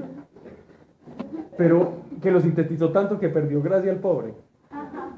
Mentiras, Marianita. Lo desacredito. No, pero Pablo, sí es como o sea, yo lo que siento es desde que yo conozco a Dios. no es llenar un vacío, es descubrir a Dios constantemente. O anhelar estar ya con Él. Anhelar conocerlo más. Sí.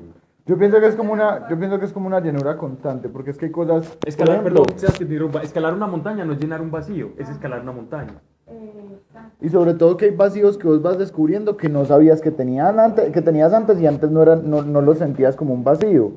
Pero Dios en algún momento te lo muestra para llenarlo. No es como en el mundo que Dios ni siquiera te das cuenta que tenías como un vacío, pero te sentías llevado al berraco. Pero es que si uno siente eso, tiende a envanecerse, ¿no? Y pensar que no necesita de Dios ni nada, sino que no puede ser. Al contrario.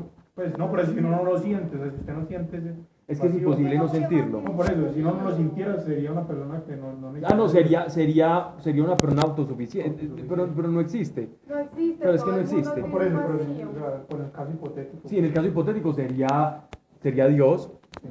De hecho, el nombre de Dios es yo soy el que soy. Yo soy el ser que subsiste en sí mismo. Claro, Yo soy el ser coexistente en mí mismo, estoy completo. La palabra griega para perfecto es teleios, que es completo. Que es completo. Los griegos no usaban la palabra perfecto, sino completo.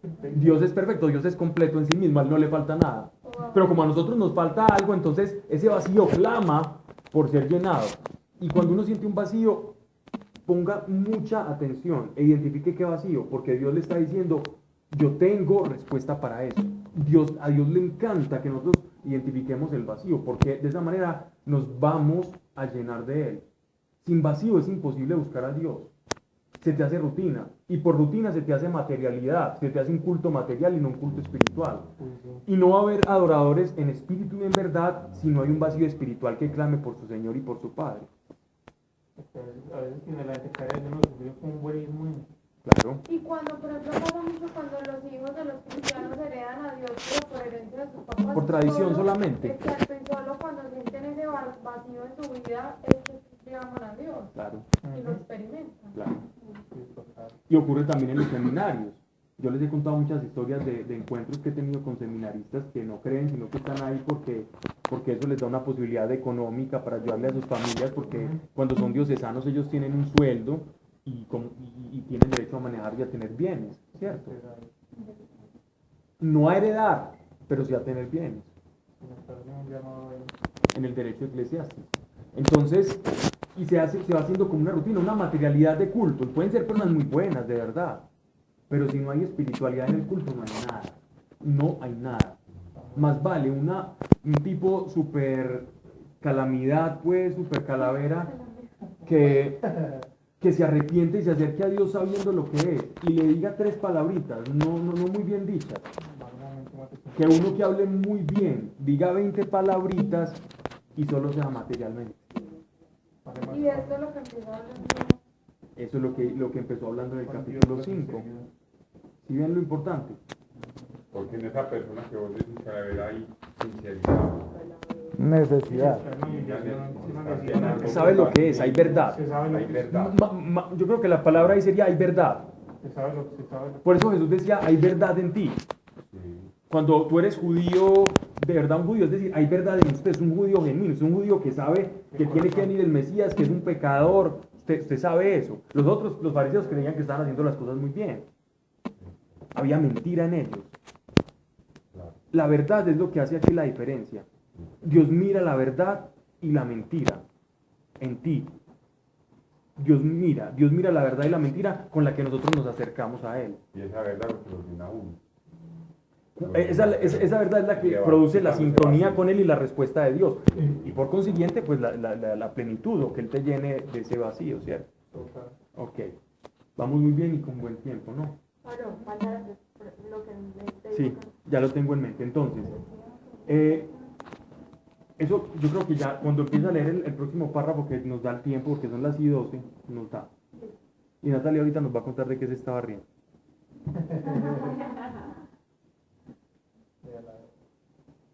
Puro tiro de profesor fastidiosito, ¿cierto? Me haces favor y le cuentas a todo el...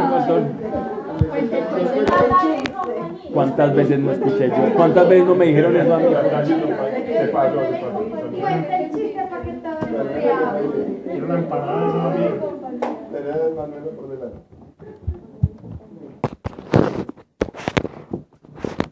Bien, ahora, cuando nosotros caminamos sin Dios, miren el panorama.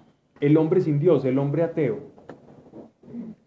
El hombre ateo, que dice ser ateo, tiene un vacío muy grande, porque todos venimos con un vacío, esa es nuestra naturaleza. Coelho está diciendo, el hombre más sabio está diciendo, hermano, todos nos hemos necesitados de algo, y necesitamos compensar. Cuando uno tiene un vacío, uno compensa.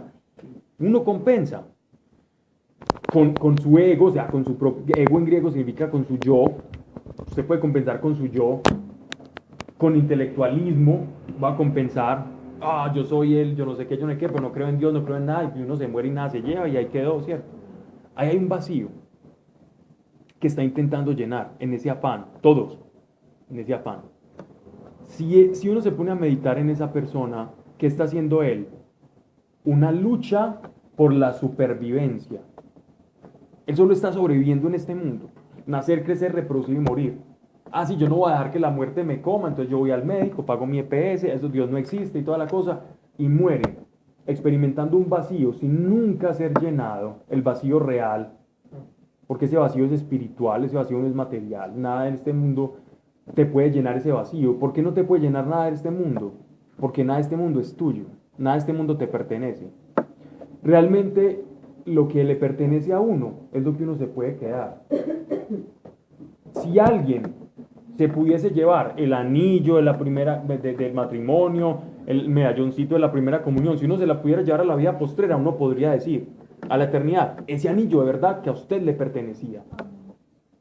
Pero nada que no, entonces por eso nosotros aquí no podemos, nosotros aquí no somos dueños de nada, nosotros aquí somos, como llamarían en derecho, meros tenedores. Ejercemos un derecho de posesión ahí piratica, no más. Nosotros tenemos posesión sobre algo. ¿Por qué? Porque nada nos podemos llevar. Hombre, que lo conseguiste con tu afán, con tu esfuerzo, viejo, tus hijos lo van a dilapidar y espérate los nietos. La fortunita. Eso se acabó, mijo. Disfrútela mientras puede, si es que tiene el don para disfrutarla, si no, sobreviva. Nada se llevó. Desnudos ante él, en el trono. Eso es lo que nos espera a todos. Ah, es que mira, el carro que compré es tuyo, tuyo. Olvídate, te lo puedes llevar. No, entonces no es tuyo. No es tuyo. Por eso nosotros somos usuarios, somos mayordomos de este mundo. Si nos pudiéramos llevar algo de este mundo, seríamos dueños, pero somos administradores de este mundo. Y como administradores, Dios nos va a pedir cuentas. Bien, los griegos, sobre todo Aristóteles, tenía algo muy bonito. Y era que él se puso a pensar una locura como esta. Aristóteles pensaba, bueno, toda causa tiene su efecto. Yo hago una cosa y se desencadenan las reacciones. ¿Cómo llegó la vida a este mundo? ¿Qué pasó? ¿O por qué existe el bien? ¿De dónde viene que uno diga que algo es bueno o algo es malo? Entonces tiene que haber un bien mayor que regule a ese bien menor, y él empezó a decir causa sobre causa sobre causa, y él se fue a la causa, a la causa, a la causa, hasta que él dice, Dios mío, y tuvo que existir una causa de la cual se desprenden todas las causas, y esa causa era suficiente en sí misma para que las cosas pudieran existir. Y él le llamó a esa causa, él le llamaba como a ese Dios, que él simplemente estaba filosofando, él le llamaba la causa no causada. Y cuando uno lee, no estoy diciendo que los griegos y los hebreos tenían algo en común, no, pero es curioso, porque cuando Dios dice yo soy el que soy, es como decir, de mí desprende todo. ¿A qué voy con esto? Muchas veces uno oye personas que dicen no creer en Dios, pero uno los ve hablando de moral, de derechos humanos, que los derechos de la mujer, que la mujer tiene derechos, que los hombres, que la democracia, otros diciendo que entonces esto y lo otro, y uno se pregunta, hombre, si uno no cree en Dios, si uno no cree en un bien, en un escalafón moral de bienes, que hay uno superior que tiene que llegar hasta un punto para que hablar de amor no sea estúpido. Quédese con los bienes de los demás. Atropelle los derechos de las mujeres. Hombre, ¿por qué la dejaste votar? ¿Cierto? ¿Por qué hicieron eso? ¿Por qué nosotros estábamos todos bacaneados? ¿Por qué dejaron hacer eso? Si yo no creo en Dios, si yo no tengo una conciencia de algo superior, ¿yo por qué hago eso? Estoy actuando de manera completamente ilógica. Ilógica. Yo no creo en Dios, pero hombre, las mujeres tienen derechos, esto es bueno. ¿Por qué? ¿De dónde viene todo eso? Hay un vacío dentro de nosotros que está intentando emular ese Dios que todos tenemos como creador, esa imagen y semejanza.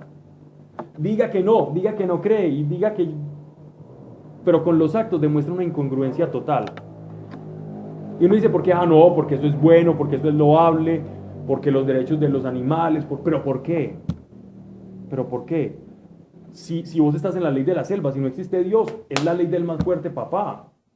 El vivo vive del bobo. Es que no existe Dios, no vas a ser juzgado, no hay nada. ¿Por qué no te dejas llevar por eso?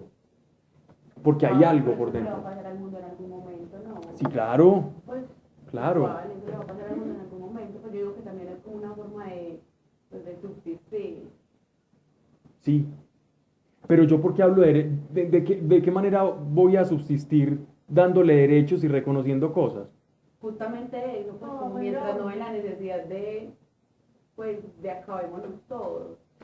Yo conozco personas que han casi muerto por un ideal, ateos, y han muerto por un ideal, aún sopesando su libertad personal como sacrificio, pues.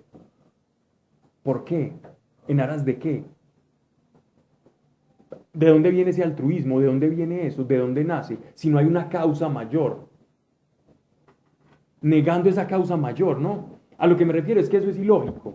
Si uno se pone a ver no quiero filosofar, pero si uno se pone a ver estrictamente, eso es ilógico. Si no existe Dios, es ilógico yo actuar por el bien del otro. Si no existe un yo soy el que soy, que sustenta todo, no tiene sentido como hablar de amor y de bondad, siquiera mencionarlo.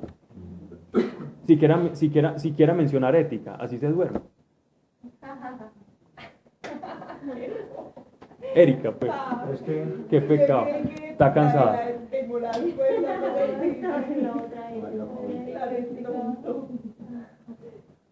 Bueno. Pablo, y finalmente en el mundo esa bondad de la que se disfraza la gente que no cree en Dios, y finalmente es una bondad esperando algo a cambio. Es que Sí, eso- claro, no es perfecta. Pues no es una bondad perfecta. Pero ahí, así nosotros no pensemos, puede que sea hipocresía y puede que sea contradictoria, pero eso es una manera de emular al Creador. Sin darse cuenta, están intentando imitar a su Creador, al que la bondad absoluta del cual proviene esa fuente que nosotros queremos imitar. es que una célula, Claro, eso es lo que estamos diciendo. Igual esa ley viene escrita en el corazón. Total. sí, una célula, ¿cómo va a distinguir entre lo que es bueno y lo que es malo? Exacto. Y es como una negación y hay una contradicción. Es que donde Aristóteles hubiera visto una persona de esas, le hubiera dicho, hermano, venga, piense, tiene que haber una causa, vámonos a la causa. No me hables de filosofía, no, pero vení. ¿Cierto? Ahora es como de pronto el creerse Dios. O sea, el Sí, claro. el creerse Dios, entonces ahí de pronto mete lo de la moral. Exactamente. La manera en que estas personas evaden el tema de la causa no causada y de todo este tipo de cosas de Dios es la única manera para uno salirse de ese problema es diciendo el hombre es un Dios en sí mismo. Y a eso es lo que está llegando el hombre. Y eso precisamente es lo que es la doctrina del anticristo. El anticristo, cuando estudiamos Apocalipsis, es el hombre se endiosa. El hombre se endiosa. El hombre no necesita a Dios. En Dios a través de materia. A través de la negación de No, Dios. y hasta- A y través de la hasta- negación de Dios. Y hasta espiritualmente, porque es que se empiezan a A envanecer. claro. Todo depende del budismo. Ahora siento que el budismo es como algo así. Como el Es diferente. No, pero es que los budistas no tienen Dios. El hinduismo sí. budismo El hinduismo sí, pero budismo el no. budismo parte del hinduismo, pero el budismo, ¿qué dice el budismo? A través de las 4 verdades nobles de Buda es alcanzar como una desmaterialización. Es decir, ya me voy a fundir con el todo, pues como una especie de cosa que es como Dios, pero a la vez no, a eso se le llama panteísmo, entonces me voy a fundir con él, me voy a escapar de la rueda del karma y el dharma, de la rueda del samsara, y voy a ser un espíritu emancipado, fundido en uno con todo el cosmos. Eso es lo que quiere un budista. Qué borrachera también. Pero eso dirán. Sí, eso dicen de uno. Eso sí, claro, eso dicen de nosotros. En el budismo hay una cosa muy bonita, escuchando a un sacerdote francés que tuvo una experiencia de búsqueda en la India. Él estuvo viajando con Maharishi. Sí. Este hombre es muy interesante porque él tuvo una revelación donde Jesús lo llamó, porque él fue bautizado y le dijo, hijo, pues que ya había pasado mucho tiempo sin que hablaran. Y este hombre tiene una liberación impresionante de todo eso que él hizo, que él pensaba que era muy bueno, pero tuvo una liberación demoníaca terrible. Y este hombre habla de algo muy interesante, y es la manera de morir de Buda versus la manera de morir de Cristo. Si nosotros vemos la manera de morir de Buda, es una manera introspectiva. Buda muere en lo que se llama la posición del loto, haciendo una práctica conocida dentro del budismo, que es algo así como el zazen, ¿cierto? El zazen es una posición de introversión, es como reclinado hacia mí mismo en la posición del loto, con pies cruzados, adorándome y despreciando todo el mundo y ensimismándome. Y la muerte de Cristo es con los brazos extendidos, invitándonos a tener una participación con Él. El budista se aísla y Cristo nos invita, Cristo se da. El budista se retrae, Cristo se entrega. ¿Sí notan la diferencia? Y mira que eso nos Introspección, me aíslo versus amor. y mientras uno más se acerca a Jesús, más tiene que renunciar a sí mismo y darte a los demás. Sí, el cristianismo no es una religión. El que pretenda decir que el cristianismo es una religión está muy equivocado. El que pretenda decir que el cristianismo es una religión está equivocado. El cristianismo es la experiencia de Cristo resucitado dentro de nosotros. Es recibir el Espíritu Santo, es una realidad espiritual. No es una cosa que yo creo y sigo una creencia. Quien piensa así está materializando lo espiritual. Me parece que tanta legalidad. Más que dogmas, porque los dogmas son buenos. El problema no es los dogmas, el problema es que estoy yendo al culto. Es como que el que va al culto y sacrifica al cordero, pero por dentro no está arrepentido, no está haciendo nada. Porque dice Pablo que los dogmas. A todo dogma es bueno. Es que es un dogma, es una verdad de fe. Un dogma, por ejemplo, Cristo resucitó. Eso es un dogma. No porque lo diga alguien, es porque lo dijo Cristo. Va a resucitar. Y dice Pablo, si no predicamos a un Cristo resucitado, ¿qué? Vana es nuestra fe. Es decir, no hablemos de más porque hasta ahí llegamos. Si Cristo nos resucitó, entonces, grave. El que nos habló de resurrección de los muertos, que nos dijo que Él era el pan de vida, que Él era la sal del mundo, que Él era que nos iba a llenar la copa, que de Él brotaban aguas y manantiales que nunca más íbamos a tener sed. Si el que nos dijo eso no resucitó, entonces ¿en qué estamos esperando? ¿Cuál va a ser la base de nuestra fe? Bien. Este Eclesiastés está dando para hablar mucho. Verso 17. Él va aquí como a concluir. He aquí lo que he hallado de bien. Lo que he hallado bien, porque es que ha hablado de todas las inconsistencias del reloj del que estábamos hablando ahora. Dice, he aquí hallado algo de bien, que es bueno comer. Por eso Carolina nos...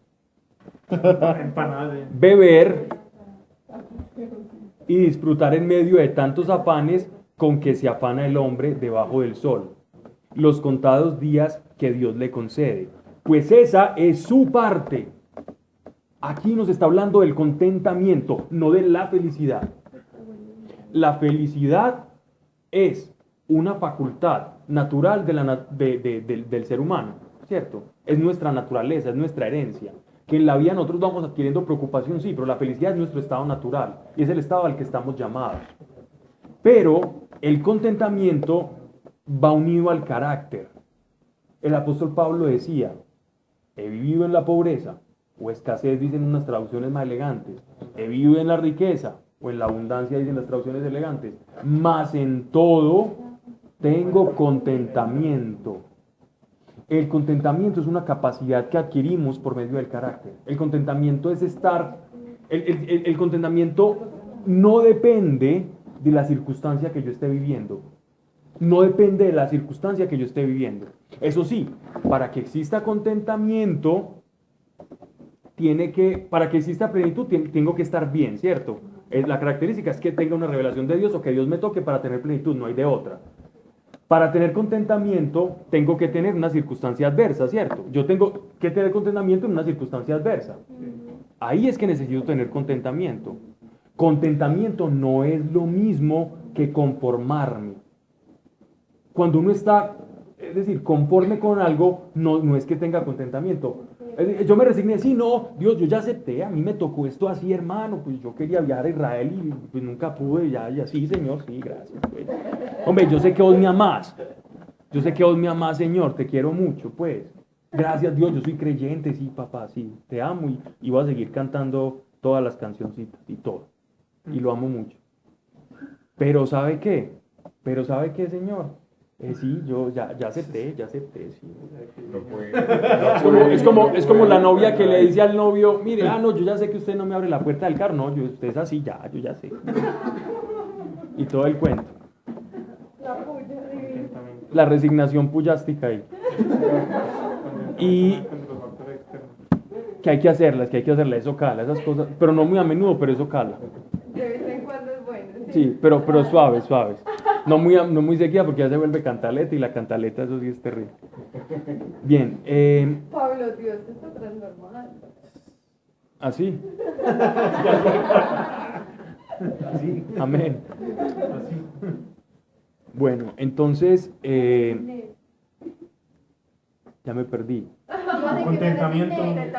Ok, entonces resignación o aceptación no es contentamiento. ¿Por qué? Porque la resignación implica estar insatisfecho con mi realidad, asumiéndola insatisfecho. Yo asumo una realidad de manera insatisfecha. Pero has perdido la esperanza. Pues. Total. El contentamiento es vivir una realidad molesta con buena actitud. Con buena actitud. ¿Y cómo obtengo yo una buena actitud? Tiene que ir de la mano con algo que dijo ahorita Manuela, con esperanza. Yo nunca voy a tener una buena actitud si no tengo esperanza.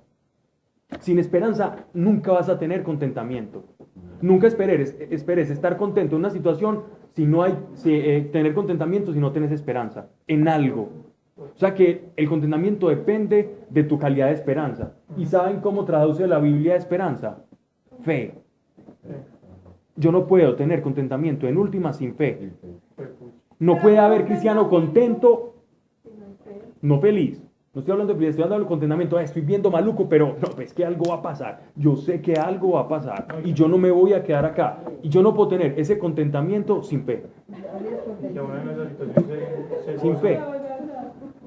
Si notan lo importante que es esto.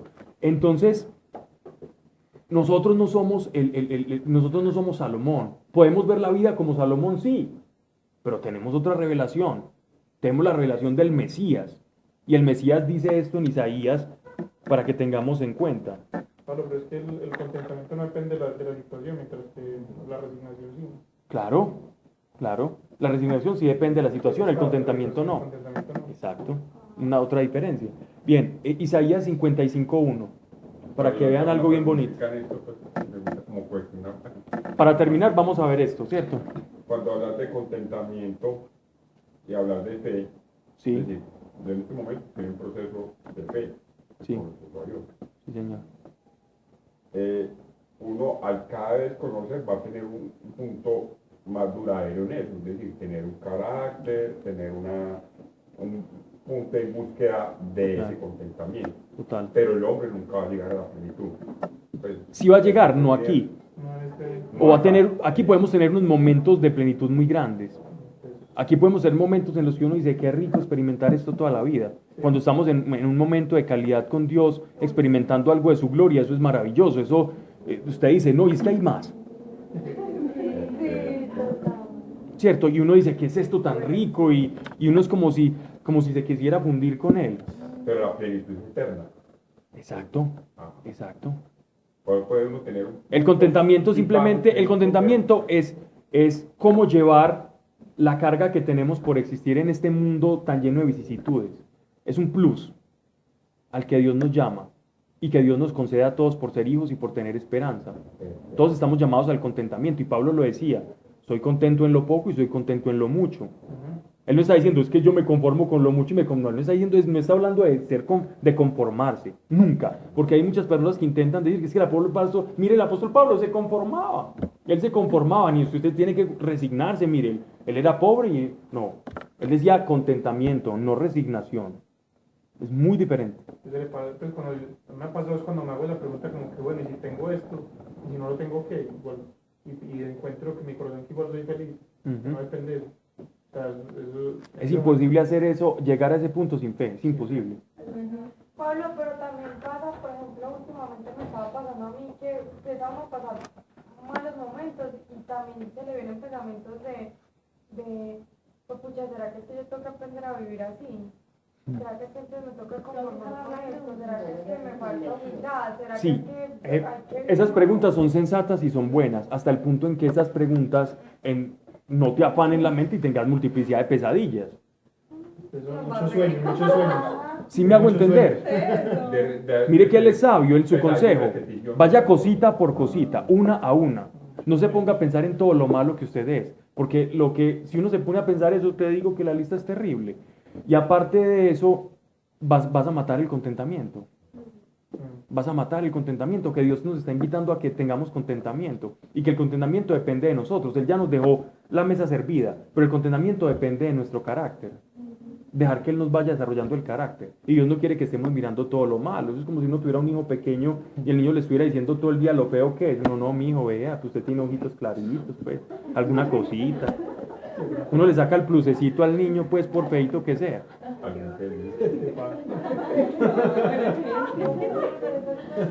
No, mira, la gente te quiere. Mira, ya no te hacen 10 bullying, ya te lo hacen 9. Mira al lado. No, ya es tontería, pero qué pena Sarita ahí con el comentario. Bien, veamos ahí. Pero sí, para concluir, para terminar, que iba a decir algo. Terminemos sí, Isaías, gracias. Lo tenía acá. Vamos a leer Isaías 51, versículo 1. Ustedes saben que como la revelación es progresiva, 55.1.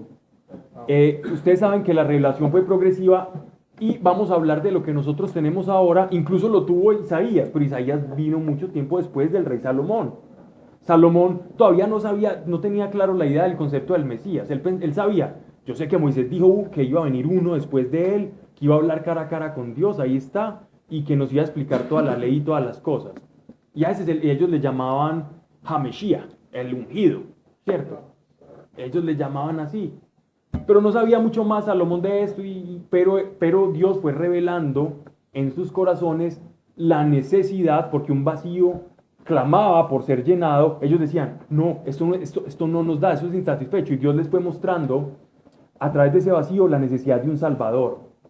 Vea que el Eclesiastés es un alma clamando por salvación, porque la vida como está funcionando le falta un ingrediente.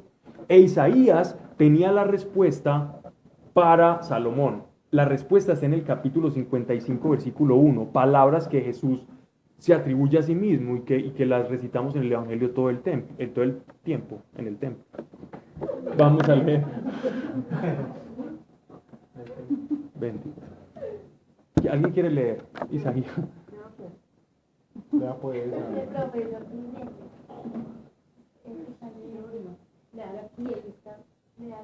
Vengan a las aguas todos los que tengan sed. Vengan a comprar y a comer los que no tengan dinero. Vengan, compren vino y leche sin pago alguno. Porque gastan dinero en lo que no es pan y su salario en lo que no satisface. Escúchenme bien y comerán lo que es bueno y se deleitarán con manjares deliciosos. Sigo. Presten atención y vengan a mí. Escúchenme y vivirán.